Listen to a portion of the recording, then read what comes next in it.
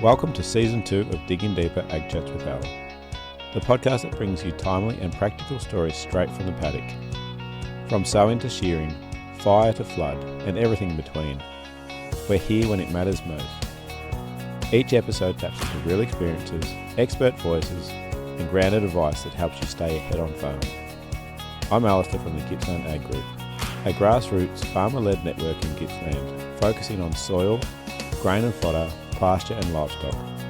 We're here to support producers in building resilient and profitable enterprises across our region. So let's dig in. Welcome everyone to Digging Deeper. We have our regular guest Chelsea Hare in the seat. How you going, Chelsea? I'm great, thanks, Al. It's good to be back again. Well, I must say you've had a month off. Your boss Alison came in to do the last one, but we nearly didn't have you at all here for a little while there. So tell us what happened. Yeah, it's been a bit of an interesting month, and yeah, I'm actually pretty lucky to be here after being in a pretty nasty car accident a month ago. So walk us through what happened, Charles, because there was two events in the one day for you, wasn't it? One very bad. Yeah. What was hang on, what are we talking about with the first one? Well, it nearly happened to you. Yeah, earlier, now I follow. So, I was travelling just from one job to another, doing some farm calls, and I come out of a general store to get a sandwich and then kept on going on my way. And as I was coming out of town into a 100-kilometre-an-hour zone, I had to sort of stop, not violently, but I had to slow right down because someone did a pretty nasty sort of overtake coming towards me, and I had to slow down for the car that was doing the overtaking. And that was bad enough. And then... So you were half off the road to avoid a collision, were you? No, I just had to stop very suddenly to give them the time they needed to get back onto their side of the road. I thought, that was a bit silly. But I kept driving. And then not even 5 minutes later, the same thing happened again. And I watched this car pull out from behind a truck coming towards me. And I just thought, first of all, no, there's no way you're going to make that. And then I sort of realised he was committing to it and I needed to do something pretty quickly. Otherwise it wasn't going to end well. So I actually pulled over and hit the brakes as hard as I possibly could. But unfortunately that driver still hit me. So it was a pretty nasty accident, but I got off, thankfully, very, very lightly compared to the other driver.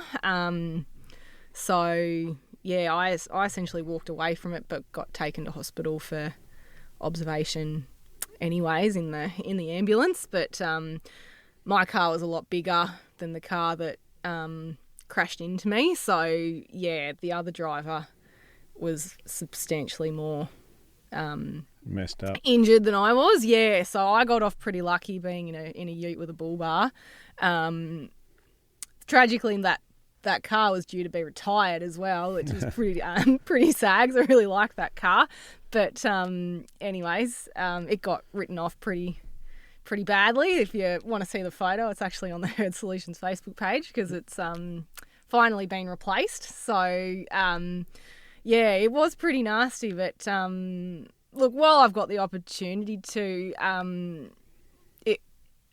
it was really all the professionals that sort of tended to me were really, really lovely. It was a very scary experience, and I had to kick my door open to get out of my car, and it was so surreal. All of a sudden there was 6 or 7 cop cars and the CFA, the SES, several paramedics, a MICA paramedic, and yeah, I was very grateful for the, professionalism displayed by all those emergency personnel because it was pretty scary and it was pretty surreal, and yeah, they all took really good care of me, and so yeah, it was something I won't forget, that's for sure.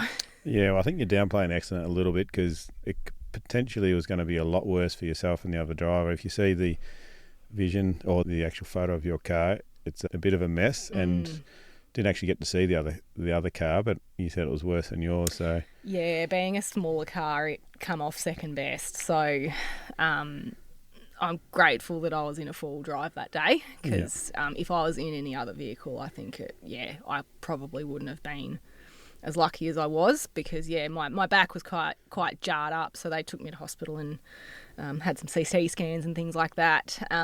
But I went to work the next day, rightly or wrongly, to present at the Springfield Day. So, Well, interestingly, I heard that you had been in an accident, and I thought you were supposed to be doing a thing here at work. So I'll give you a call to check in and make sure you're right and say that we're all sorted here. And lo and behold, you're actually standing at my front door of work saying, "No, I'm actually going to rock up and do it." So a bit of a trooper, but probably still running on a bit of adrenaline. I very much was, and I sort of thought, I am physically okay. Mentally, I'm fairly okay. I thought there's no point sitting at home reflecting on it and just having it go over and over and over again in my head. So I thought, it's a fairly sort of low-key social day, and I'll just do my 2 sessions and just sit in the room and have a rest between sessions. And Jazz Ma actually drove me in as well because I didn't have a car, obviously. So, I thought I'll just push on, and the day went really well. But when I got home that afternoon, I hit the wall pretty quick. Yeah. And I think I was probably still running on a fair bit of adrenaline the next day, more than I realised retrospectively. Mentally or psychologically, what sort of things were you going through in the days after the accident? For me, I just felt really guilty, even though it wasn't my fault. And, just thinking, what could I have done to change the outcome? And there was nothing I could have done. And everyone said to me, you did everything right. But the hard part was still feeling a sense of guilt, even though I was just essentially in the wrong place at the wrong time. And so, that was a bit hard. I actually didn't feel particularly traumatised by it. Like, I drove another car a couple of days later, and, I was a bit more on edge than I would normally be. And it certainly changed my attitude towards driving, and it probably will have permanently changed my attitude. That it is a bit of a reminder that it's a dangerous place on the road, and you've got to be really vigilant. And I think that if I hadn't had that near miss minutes prior, I probably wouldn't have been as alert and as sharp with my reflexes as what I was. And I think that one thing that probably did make the outcome more favourable than what it was the fact that I saw it straight away and acted straight away and got as much speed off my vehicle as possible. Because if I'd failed to slow down from 90 to 100 k's an hour down to the 50 to 60 I reckon I did at the point of impact, I think that the outcome could have been different for both of us. So, I'm a lot more focused when I drive than what I used to be, just at being more defensive, and I hope that honestly stays permanently because I think it is quite important. So, yeah. Now, the other thing to note is Alison and Frank and your boyfriend, they were all on, or at least your boyfriend was on the scene carrying some drug cabinets for you. Yeah. So it's good to have people.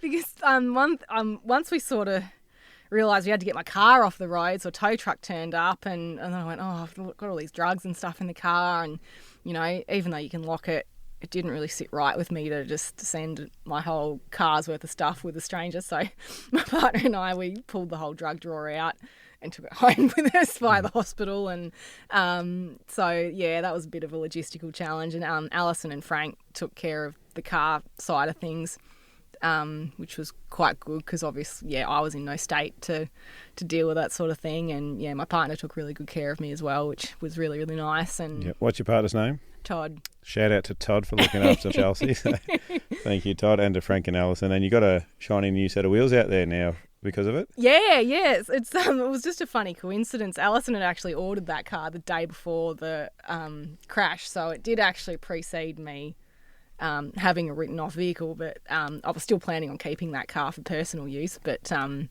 anyways, the new work car's here anyways, so that's very exciting. It's nice to have a car that's sort of worth taking good care of again, because the BT was getting a bit old and tired, and it was very much treated like a farm ute because it looked like one and it was one. So it's nice to have a new car. Well, I'm sure it won't be long before it's looking like a farm ute again, Charles. But no, never. Now, you mentioned Jazz Ma a second ago there, and it's a nice little segue, because what were you actually talking about at the Springfield Day? And you said Jazz brought you in and she was part of this program as well. Yeah, so Jazz was also one of the farms that's part of our Meat and Livestock Australia producer demonstration site that I was presenting at the Springfield Day. So we've got 7 producers enrolled into that project. And yeah, Jazz was there to pick me up on the day, and she actually presented at the Springfield Day alongside me as well. And so what we've been doing on that project is... What's the name of it first for the listeners? It's called Focus on Weighty Wieners. So the project idea actually come about prior to me starting working with Alison, because Alison was getting a lot of producers coming to her and saying, I've kept these animals on beyond weaning to grow them out a little bit more before selling them, but they're just not performing how I would expect them to. So they're either not growing or they're even losing weight. And so Alison put this idea together to do a producer demonstration site. So we call them PDSs for short. And what they're essentially doing is they're sort of like a producer-led project. So the producers drive what they want to get out of it, and we essentially just facilitate it, do the data collection, data analysis, and just sort of, make sure everything keeps moving forward. But the really great thing about these PDSs is that the producers form a bit of a steering committee, and, they have a big say in what goes on in these projects as well. Yeah. So what is going on in the... Would you say focus on Weighty Wieners? Yeah. So what's actually happening in this program? Yeah, so it's a 3-year project. So we've got 7 farms enrolled in the first year, and then we'll have 6 in years 2 and 3. And what we've done for the first year, which is the year that's just gone, we've just tied up all the data from them, is we're simply on these 7 farms collecting all the information on how they would conventionally wean their calves and then manage them post-weaning. So the period of time that we're focusing on with these calves isn't around the weaning period itself. We could do a whole PDS on, how to wean and what's the best way to wean as a topic on its own. So we're really focusing on that post-weaning stage from a month afterwards. So for each farm, they weigh their calves a month after weaning, and then 6 weekly for 4 weigh-ins to see what their performance has been doing over the last year. And the farmers have done nothing different for the year just gone. All we've been doing is simply collecting information on how those animals are performing, what sort of feed they're currently on, so the composition of their pastures, what's the stage of growth, how much pasture is actually there.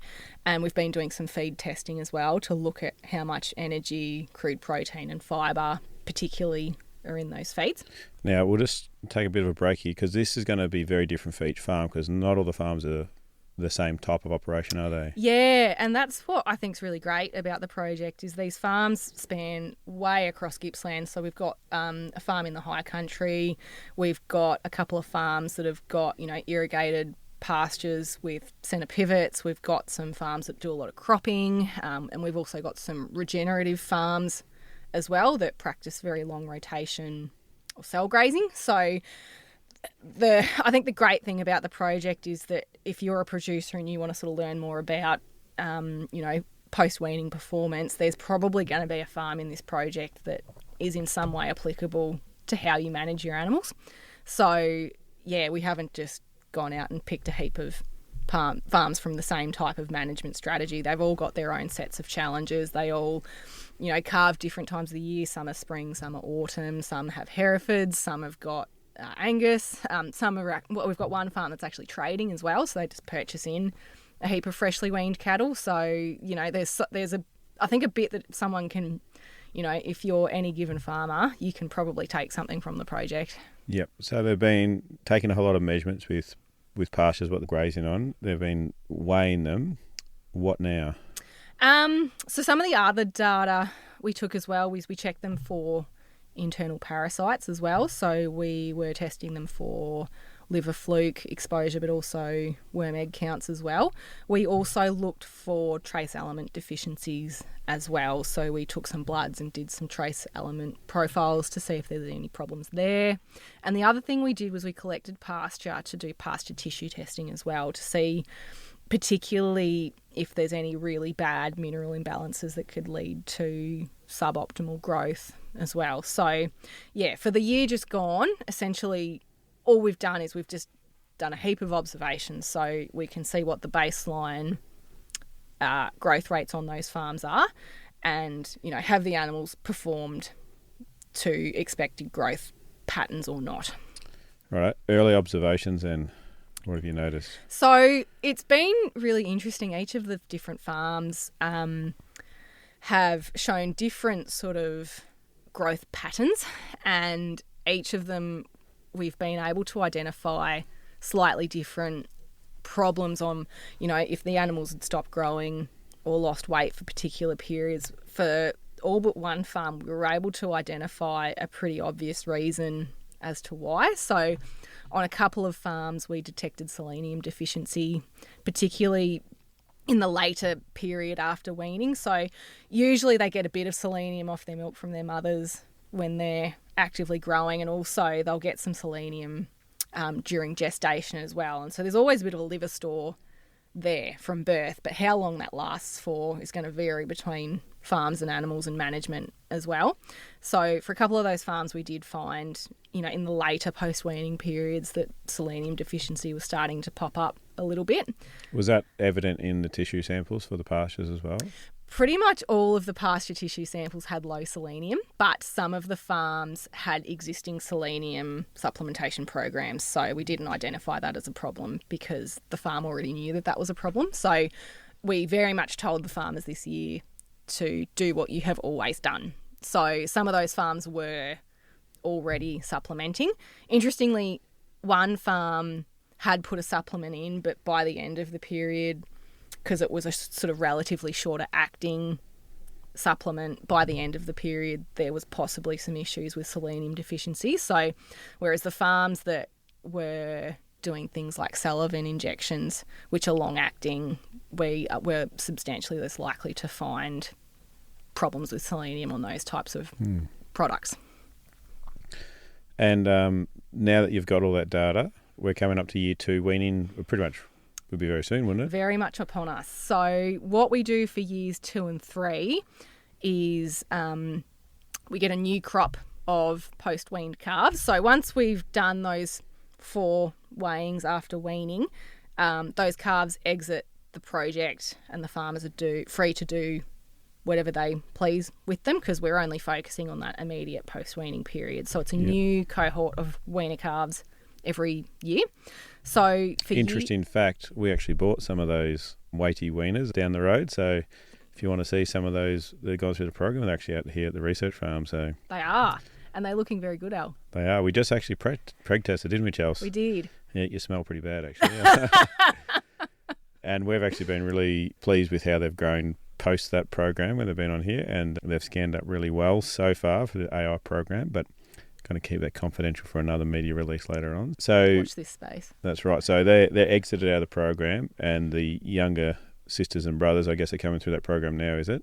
Yeah, that's right. So what we do for years 2 and 3 is we split the cohort into a demonstration group and a control group. So what sort of numbers are we talking here? Is it prescriptive of how many numbers we need? Yeah, so and Alison did this work, not me, but each farm has to have a minimum of 70 animals so we can do a proper statistical analysis. Yeah, so 35 in each group. Correct. Year 2 and 3. Yeah. Yep. So that was a requirement for the project, and we had a lot of interest from people that just couldn't quite get that number of retained animals. So that was a pretty strict requirement for the project. So yeah, for years 2 and 3, when we get these new cohorts, we'll draft them into a demonstration and a control group, and so the demonstration group will have some sort of management change applied to them. So how many changes are they allowed up to? It depends a little bit. Each farm will have different sets of changes applied to them. It'll most likely just be one. We haven't actually finished doing that design. That's actually on my to-do list at the moment. So that's why I'm having a bit of trouble answering that, is because, we need to sort of look at the figures and things like that. But essentially what we're going to do is, continue managing half of the cohort as they previously were. And then there will be one, possibly more than one management change applied to demo groups, and then we'll be looking to see if there's a statistical change. Yeah. So what are some of the changes that the producers are looking to make? So, for example, with the selenium deficiency, it may be something as simple as half of the animals just get an injection of Salovin at weaning, and half of them don't. And this comes up to, some of the producers will have obviously a bit of discretion as well, because it's their animals at the end of the day, so we can't force any sort of managerial change onto them. And if they've got a particular product that they want to trial, we can certainly have that up for discussion as well. So another example is that, if producers wanted to trial selenium chips on their pasture, we would be happy to work in with them and trial that as an alternative also. So yeah, what about some other change? Any other like grazing management changes or anything like that? Yeah, absolutely. So there may also be, animals that are drafted and they're put on, relatively improved pasture, or if that's not an option for the farm, lick feeders with grain, or even just pellet feeding and things like that are certainly things we trial. So just to improve the nutrition, and yeah, it may also be something as simple as just changing a deworming schedule to include more drenching, or a different active ingredient, changing to an injection instead of a pour on or something like that. So yeah, and then the 4 weights post weaning, is that the same process? That will be as the last same year? process again. Yeah. And then looking forward to year 3, is it a similar thing with a few more changes again? It'll be the same thing again, and we originally were going to do it as a 2-year project, and then it was actually suggested we make it 3 because obviously there will be seasonal variations. So obviously, next year we might get a substantially better season than we got this year, and all the animals will probably do better simply because of that alone. So for that reason, we've included a 3rd year with the same changes to determine if it's repeatable. You'll still have that control, though, I'm assuming, absolutely, in there, so yes. You'll see the difference. And this year's season, as far as East Gippsland goes, is shaping up to be pretty similar to last year. You got reasonable wet winter and then dry early spring, and it's gotten wet later in spring. So the results should be fairly similar, you would expect. Yeah. And what are you hoping to get out of the program at the end of the 3 years, Chels? It's been a really good lesson for me on, being very organised with tracking data and collecting data and just managing data. It's a big job to take on that many animals to have to monitor their weights and things like that. So, yeah, there's been some hard learnings and relearnings on Excel. So I'm sure I'll be better for it in the long run. But yeah, that has been a bit of a challenge because it's not something I've really done for a very long time. We do all that stuff at university, but then, you go into mixed practice for 6 years and you sort of stop. You lose a bit of it. Yeah, you don't really use Excel outside of your tax returns. So, yeah. I don't even use it for that. So now, anyone that might have lost a bit of data, anyone you want to name and shame?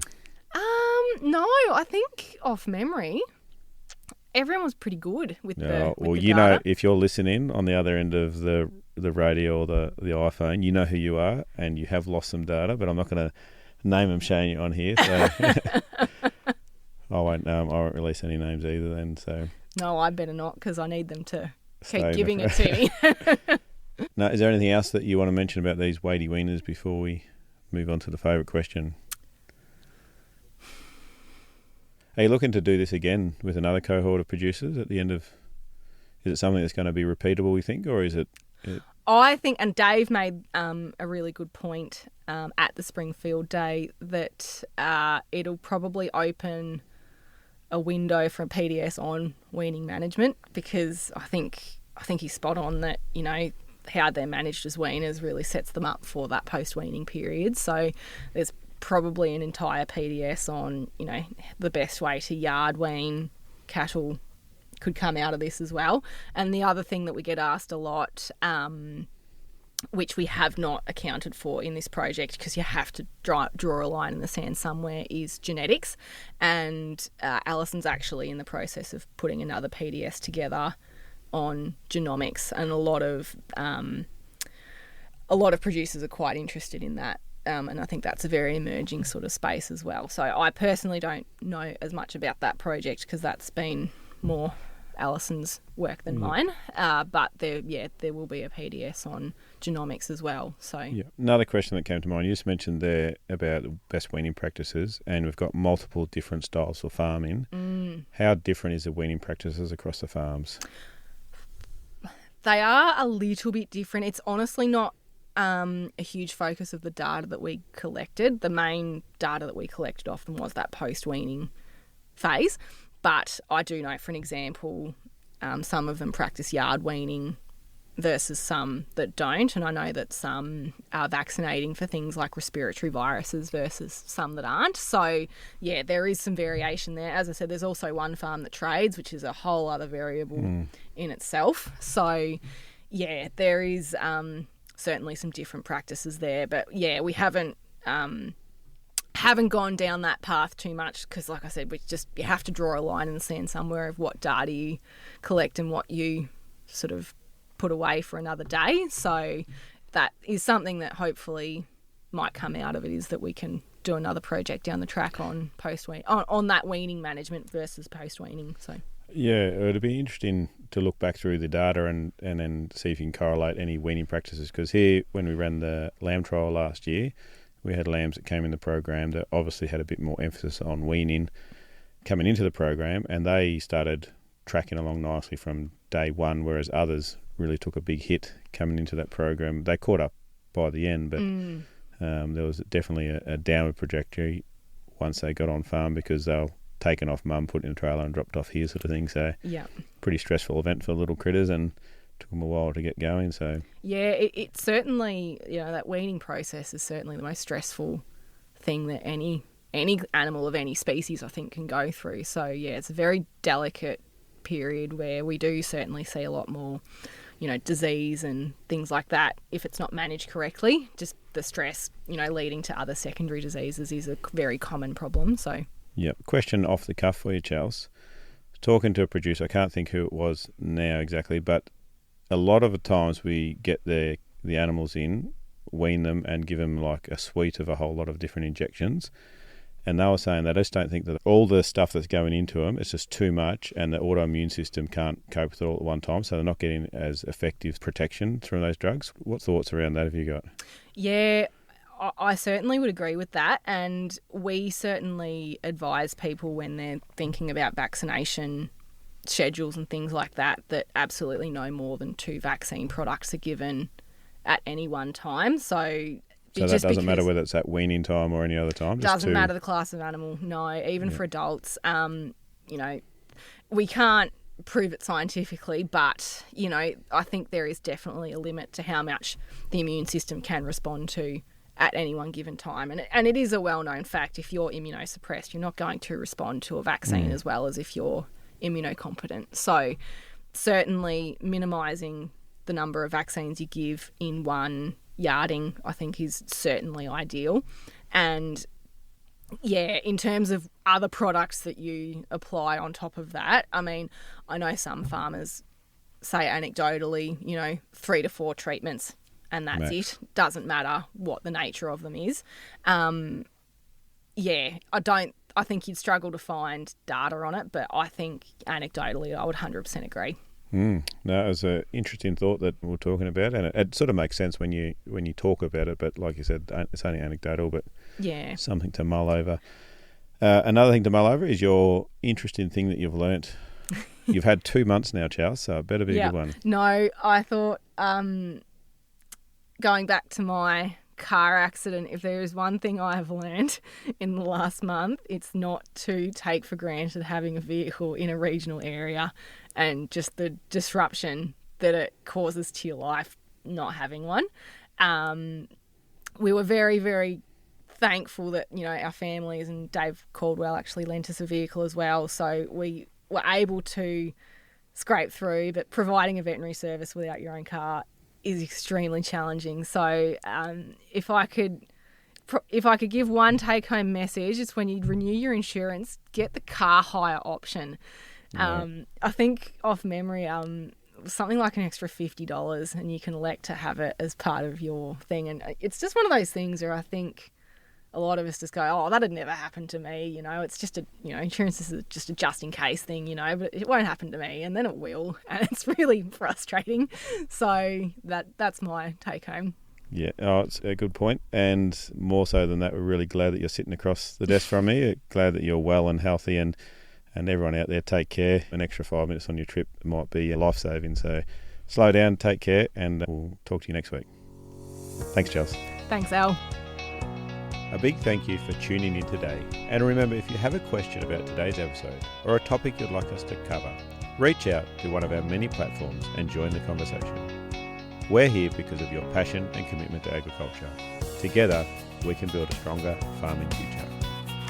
This episode was brought to you by Herd Solutions, your local farm animal vets, servicing Maffra to Mallacoota. This podcast is made possible by the Future Drought Fund Regional Drought Resilience Planning Program, co-funded by the Victorian and Australian governments.